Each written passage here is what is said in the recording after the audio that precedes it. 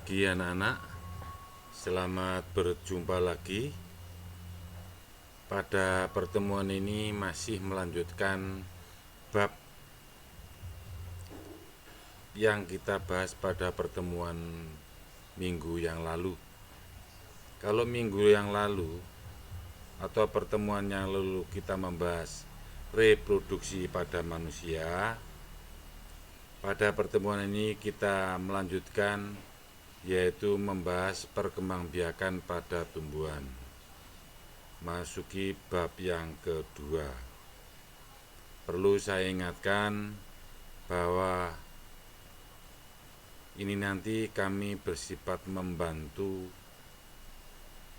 agar kalian bisa menerima apa yang saya sampaikan, agar kalian mengetahui cara belajar yang tepat, yang dalam hal ini saya mengingatkan, ingat, dengan kamu melihat, kamu menjadi bisa.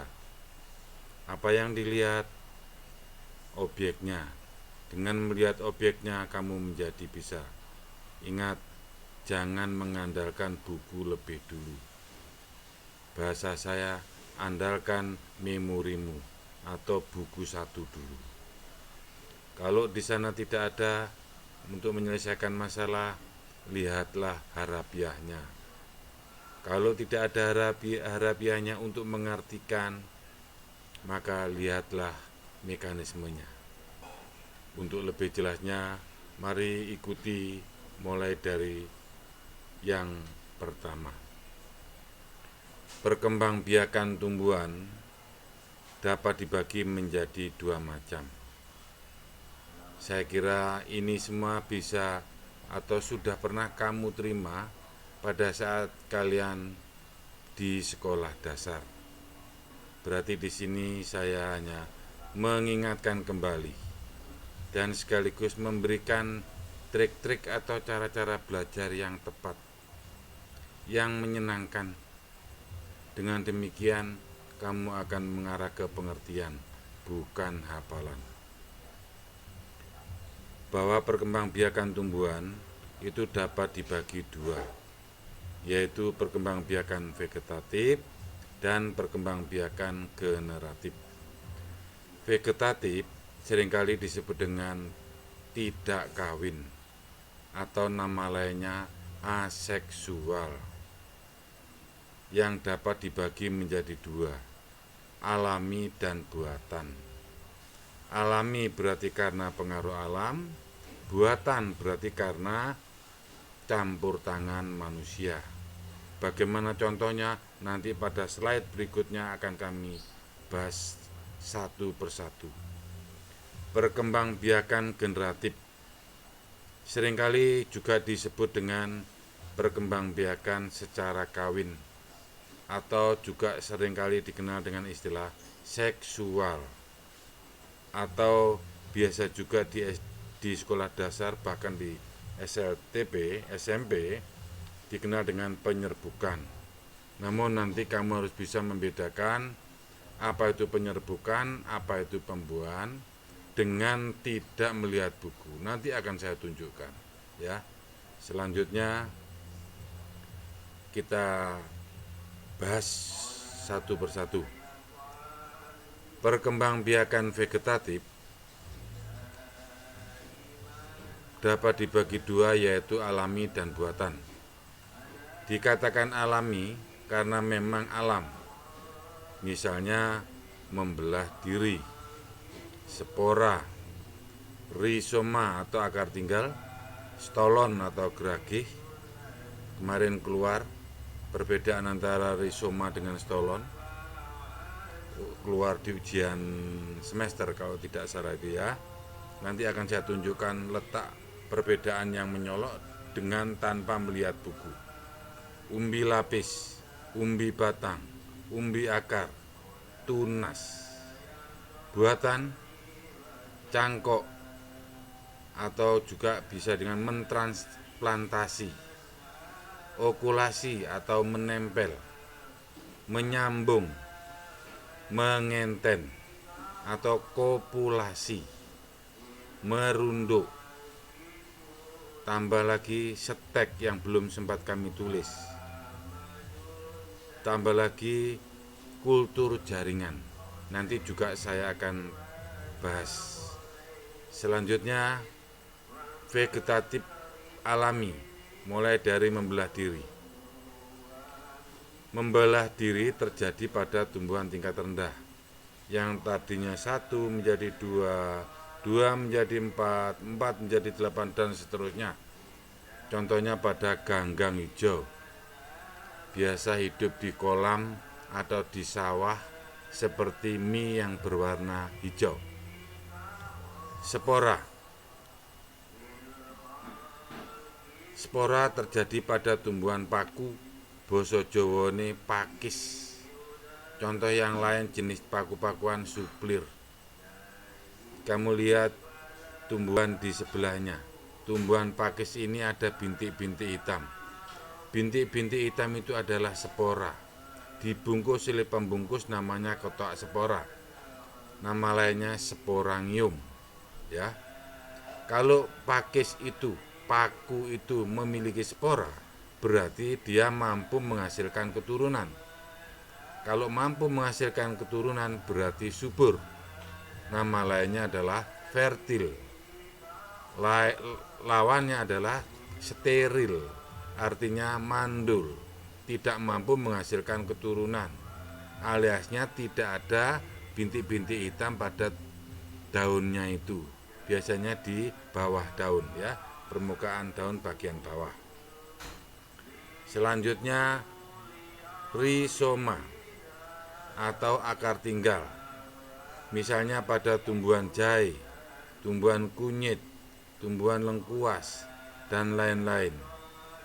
Kita singkat saja. Ingat, ini saya bantu. Warna merah itu adalah tanah.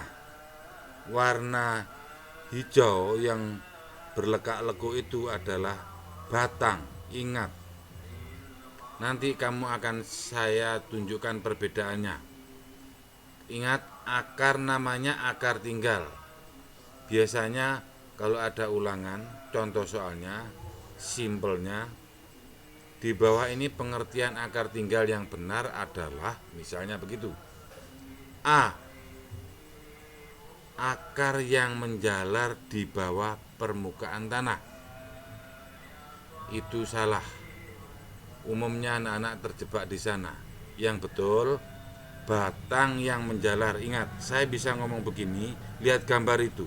Yang berwarna merah itu tanah, yang berwarna hijau berlekak-lekuk itu adalah batang. Berarti saya simpulkan, batang yang menjalar di bawah permukaan tanah, di mana batang yang menjalar itu nanti membentuk tunas.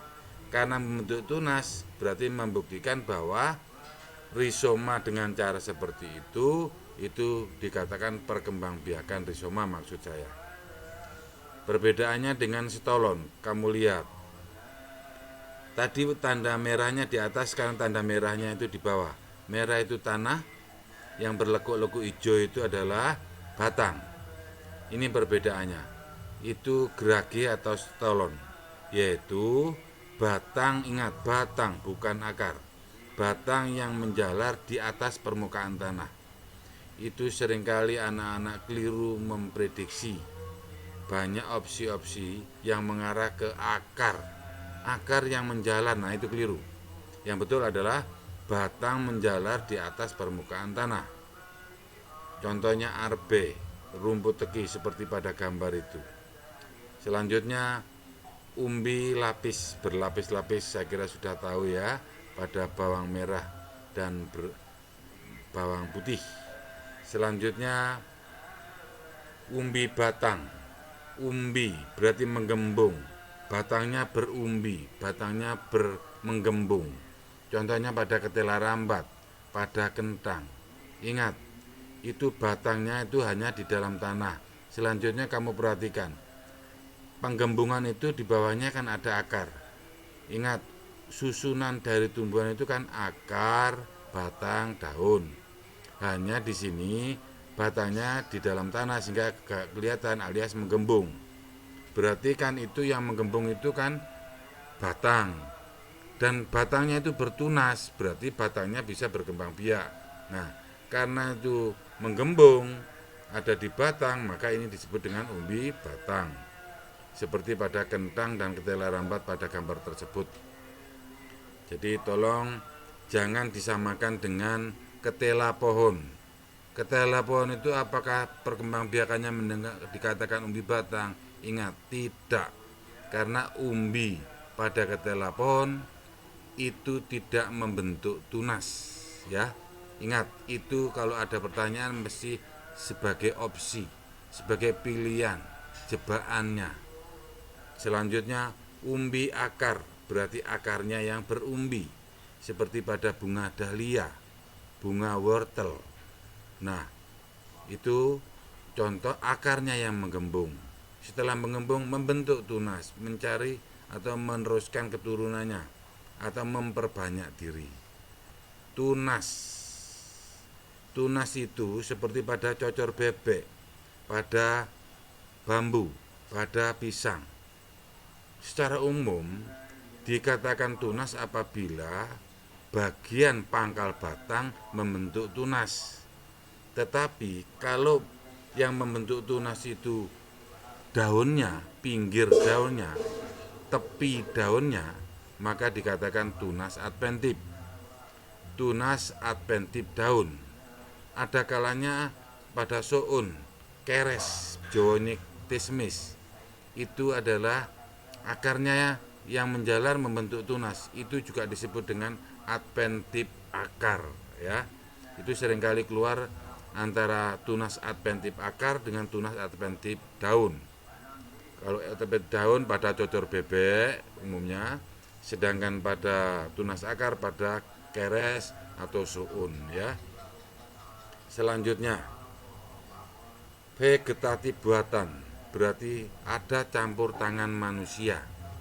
Biasanya vegetatif buatan itu antara lain yang keluar, yang terkait dengan ujian, min plusnya, kelebihannya dan kekurangannya. Contohnya mencangkok. Cangkok itu seperti pada gambar. Prosesnya ada pengeratan, pengupasan, pembersihan, terus memberikan tanah pada bagian yang dilukai. Kalau tanahnya itu sudah atau batangnya itu sudah membentuk akar, maka dalam jangka kurang lebih 1,5 bulan kita potong baru kita tanam. Itu segitu. Lain dengan setek. Setek itu dibacok-cok, ditandur-ndur. Itu namanya setek. Itu berarti kira-kira lebih cepat mana waktunya? Yang jelas kan lebih cepat setek. Berarti itulah kelebihan setek. Nah, yang berikutnya cangkok. Apa kelebihannya? Bisa memilih bibit unggul. Unggulnya apa? Mungkin buahnya besar, mungkin buahnya manis, mungkin buahnya berwarna-warni, sehingga saya harus memilih tumbuhan itu. Tumbuhan mangga misalnya, tumbuhan jambu misalnya, dan lain-lain, ya. Ingat, mencangkok, mentransplantasi. Sekali lagi, kalau terkait dengan keluar di samping urutan proses mencangkok, itu kelebihan dan kekurangan dari mencangkok. Kelebihan berikutnya terkait mencangkok itu adalah hasil keturunannya sama persis dengan induknya, ya. Sama persis dengan induknya. Selanjutnya adalah okulasi, nama lainnya menempel. Apa yang ditempel? Tempel tunasnya. Dikupas sesuai dengan ukuran, berarti kupasan itu mencari tunas yang unggul, baru ditempelkan di sana. Kalau suatu saat membentuk tunas, hidup, baru batang pokok yang vertikal yang ke atas itu baru dipotong. Berarti yang diperhatikan, yang kita pilih, yang tunas baru itu tadi. Contohnya bisa terjadi pada rambutan, pada jeruk, atau pada bunga-bungaan, ya, dan lain-lain. Okulasi alias menempel. Waktunya kurang lebih 1 bulan baru muncul tunas. Selanjutnya menyambung. Ya, ini menyambung, ya. Ini menyambung. Menyambung itu bentuknya bermacam-macam, seperti kamu terlihat sendiri pada gambar. Sekarang lagi demam, lagi gandrung, yaitu menyambung bunga, menyambung durian, menyambung mangga, dan lain-lain. Intinya menyatukan dua individu. Nah, apa tujuannya? Tujuannya ingin mendapatkan bibit yang unggul, yang sesuai dengan harapan. Contoh yang lain pada contoh tomat, terong, dan lain-lain, ya. Selanjutnya adalah merunduk. Merunduk itu adalah misalnya pada tumbuhan arbe, apel, stroberi.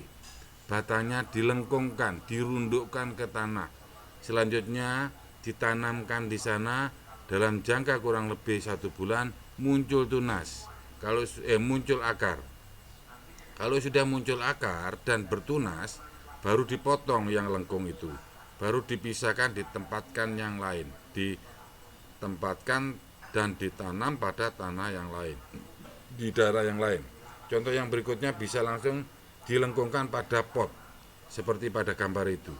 Nanti kalau sudah muncul tunas dan sudah berakar, baru dipotong yang lengkungan itu. Cara seperti itulah yang dikenal dengan merunduk. Karena dibantu oleh manusia, maka hal seperti itu dikatakan vegetatif buatan. Ingat itu ya. Selanjutnya stek. Stek itu adalah cara perkembangbiakan dengan cara memotong-motong batang yang tua, yang tidak terlalu tua, yang cukup tua ya. Dipotong-tong, ditandur-ndur, dibacok-cok, ditandur-ndur. Bahasa saya seperti itu. Ini kan lebih cepat, itu kelebihannya. Juga barang tentu ada kelemahannya ya, dan lain-lain. Kultur jaringan. Bahasa saya memotong-motong organ sesuai dengan harapan.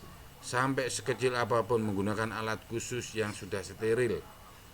Maka potongan-potongan itu nanti ditempatkan pada tempat tertentu, potongannya 10.000, otomatis nanti tunasnya menjadi 10.000. Itu seperti pada gambar itu. Contoh misalnya begini. Seorang petani tebu punya tanah seluas 100 hektar. 100 hektar itu akan ditanami tumbuhan tebu semua. Kan gak mungkin kita secara stek, kita tandur, kita tanam, berapa kita jumlahnya. Nah, supaya mencukupi 100 hektar itu tadi, maka dengan cara kultur jaringan, umpamanya 10 cm batang tebu yang muda, dicel-cel, dipotong-potong menjadi 10.000, bahkan lebih misalnya, ditempatkan tempat tertentu, diatur nutrisinya, suhunya, dan lain-lain, maka nanti muncul individu menjadi 10.000. Maka bisa memungkinkan untuk ditanam di tempat yang lahannya luas. Itu maksudnya ya, itu kelebihan-kelebihan kultur jaringan. Terus selanjutnya perkembangbiakan generatif. Dikatakan generatif atau kawin atau seksual. Semuanya itu terkait dengan generatif, sebenarnya kuncinya ada pada gambar ini. Kamu perhatikan dasar bunga, tangkai bunga, kelopak, mahkota, kepala sari, benang sari, kepala putih, tangkai putih, bakal biji. Dibungkus oleh bakal buah. Ingat, bakal buah itu membungkus bakal biji. Nanti ada sedikit saya tambahkan. Ingat, kalau benang sari itu jatuh di kepala putih, itu namanya penyerbukan. Sesuatu itu, kepala sari atau benang sari dengan putih, itu kan kamu bisa melihat, berarti itu alat kelamin. Yang kemarin keluar itu, pengertian penyerbukan itu bukan jatuhnya benang sari ke kepala putih, namun yang keluar adalah jatuhnya alat kelamin jantan ke alat kelamin betina, yang menyebabkan nanti serbuk sari akan menempel dan selanjutnya akan berjalan menuju bakal buah. Di sana benang sari ketemu dengan ovum. Ketemunya serbuk sari dengan ovum ada di dalam bakal buah, maka pertemuan sel kelamin dengan sel kelamin sel kelamin jantan itu serbuk sari, sel kelamin betina itu ovum. Karena terjadi di dalam bakal buah, maka prosesnya disebut dengan pembuahan. Ingat, berarti sekarang kamu bisa membedakan antara penyerbukan dengan pembuahan. Alat ketemu alat penyerbukan, sel ketemu sel, itu namanya pembuahan. Kenapa dikatakan pembuahan? Karena ada di dalam bakal buah. Itu antara lain, ya. Saya lanjutkan dulu. Itu tadi sudah ya pengertian penyerbukan. Sekarang macam-macam penyerbukan. Ini benarnya ada tambahnya. Macam penyerbukan berdasarkan asal benang sari. Dari mana asalnya benang sari? Dari bunga itu sendiri. Dari mana? Dari tetangganya. Terus nanti akan saya tunjukkan melalui gambar. Silang, alogame, penyerbukan bastar atau hibrid. Penyerbukan dapat terjadi melalui bantuan angin, air, ini tambahnya kurang ini, hewan, dan manusia. Perlu saya ingatkan, nanti kalian kalau ada ulangan, tolong harus jeli bahwa dalam pertanyaan biasanya macam penyerbukan itu berdasarkan asal benang sari ataukah berdasarkan alat bantu. Kalau berdasarkan asal benang sari itu ada 4, penyerbukan sendiri, tetangga, silang, dan bastar. Tapi kalau berdasarkan alat bantunya, siapa yang membantu, berarti alat yang disebut dengan angin, penyerbukan angin namanya anemogame. Terus air, hidrogame. Hidro itu air, game itu penyerbukan. Game itu podoe karo kori. Misalnya angin, anemogame, anemo kori, sama saja. Kori game itu penyerbukan. Hewan, nama lainnya kan soo. Soo game berarti penyerbukan yang dibantu oleh hewan. Hewan apa saja nanti kita bahas. Dan manusia, antropogame. Misalkan sekarang itu kan untuk mempercepat menjadi besar, biar cepat untuk jadi menjadi buah, maka dibantu oleh manusia pada tumbuhan itu yang sekarang lagi in itu ya. Itu tumbuhan apa itu namanya? Buah naga itu ya. Tumbuhan buah naga. Nah, tadi ya sudah. Nah, ini saya bantu. Penyerbukan sendiri, kamu bisa melihat gambar. Kalau benang sari itu jatuh di putik pada bunga itu sendiri, namanya penyerbukan sendiri, autogame. Atau bahasa saya, jatuhnya serbuk sari ke kepala putik, di mana serbuk sari itu berasal dari bunga itu sendiri. Kamu lihat sekarang yang tetangga. Kalau satu pohon punya 2 bunga, misalnya 2 bunganya ya, ternyata benang sari itu jatuh pada bunga lain yang masih satu pohon. Nah, itu namanya tetangga. Berarti kita bisa menyimpulkan menggunakan bahasa kita sendiri. Jadi penyerbukan tetangga adalah jatuhnya benang sari atau dalam ini serbuk sari ke kepala putik, di mana benang sari atau serbuk sari itu berasal dari bunga lain yang masih satu pohon. Itulah yang disebut dengan tetangga.